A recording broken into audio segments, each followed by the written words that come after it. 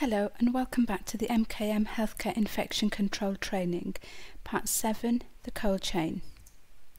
Vaccines are biological substances, so it is important that they do not get too hot and do not get too cold. A typical cold chain sequence includes point of manufacturing to the end point, which is administration to your patient. It is important that all vaccines are stored within their original packaging. This will ensure that they are protected from any damage and also so that they can be stored at the correct temperature.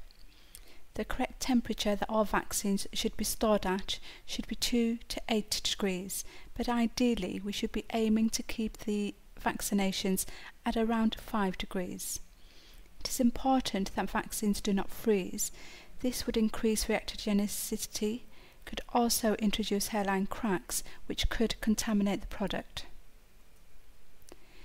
It is important that you have a designated fridge available for all vaccines. The fridge should be locked. If the fridge is not lockable, then the fridge should be kept in a room that is locked. Make sure that the switch is either switchless or it has been marked "Do not turn off."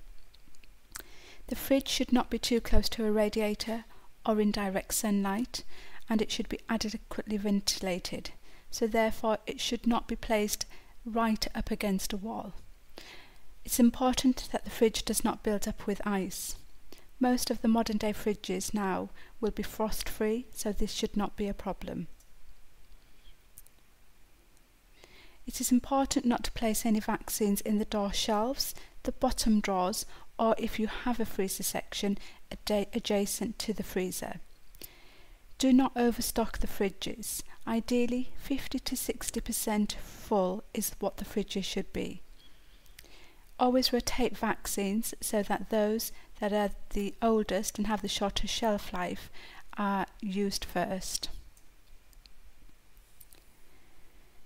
Excess stock could increase the risk of administering vaccines that have become out of date, increase wastage and the cost of disposal of incineration.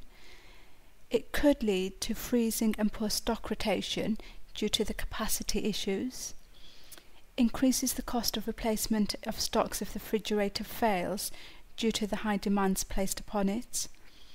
Vaccine stock should be placed within the refrigerator so that those with a shorter expiry date are used first. Any out-of-date vaccines must be removed from the fridge, labelled so that they are not used.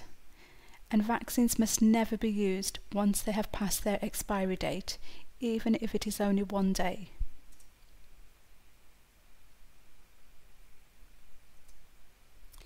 You should always have a designated person that is responsible for the cold chain. In addition, there should be a deputy that would be available when this person is unavailable. And the role of the designated person should be to order the vaccines, ensure that overstocking and stockpiling does not occur, check vaccines on receipt against the order, check for any discrepancies, leakages or damage on receipt, sign for the vaccines. Remember, once the manufacturers have left the premises, they will not accept any vaccines. You must have a thermometer that records the 3 following temperatures: minimum, maximum and the actual temperature, and this should be checked at least once a day, preferably twice a day.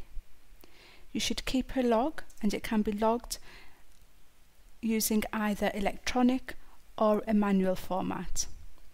In the event that the cold chain has been broken, i.e. the temperature has gone below 2 or above 8 degrees, the first thing you should do is label the fridge so that nobody takes any vaccines until it has been investigated.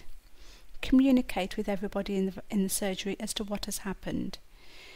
You may need to contact your local PCT pharmacist, who may be able to advise you what to do. It will be necessary to contact each manufacturer individually.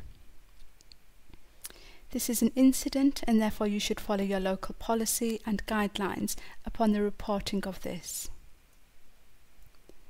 It is important to ascertain when the last reading took place that was within the normal ranges. Manufacturers will need to know this information. If you do need to dispose any vaccines, you should follow your local policy. All expired vaccines should be disposed of in sharps bins or when the cold chain is broken.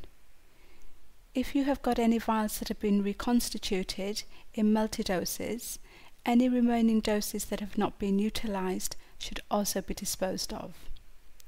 All vaccines should be disposed of in an approved sharps bin. If you were to have any spillages, do follow your local spillage guidelines. This is an example of the sort of log that you should keep. Remember, these are legal documents and need to be kept.